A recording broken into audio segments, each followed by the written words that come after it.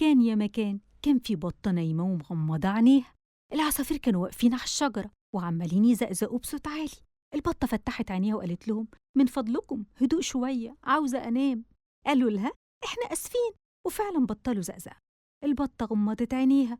الضفادع تحت الشجر قالوا: يا الدنيا حر قوي النهاردة، يلا ننزل نعوم في المية. وقعدوا يلعبوا ويزقوا بعض. البطة صحي وقالت لهم: من فضلكم هدوء شوية، عاوزة أنام. الضفادع اتأسفت للبطة وبطلت لعب ودوشة. يا دوب لسه البطة مغمضة عينيها طلعت الناموسة من ورا الشجرة. اتعصبت البطة وقالت لها: لو أقدر أقوم كنت قمت ضربتك بمنقاري. إيه الزن ده كله؟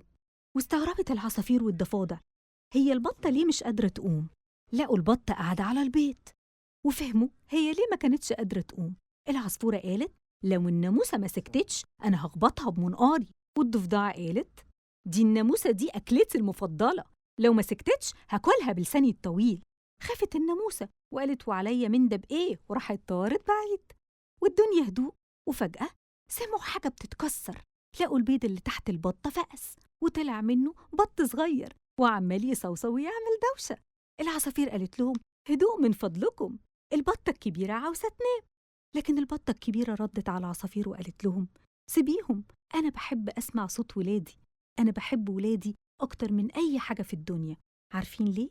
علشان هي ماما، وماما بتحبنا أكتر من أي حاجة في الدنيا. وتوتة توتة فرغت الحدوتة.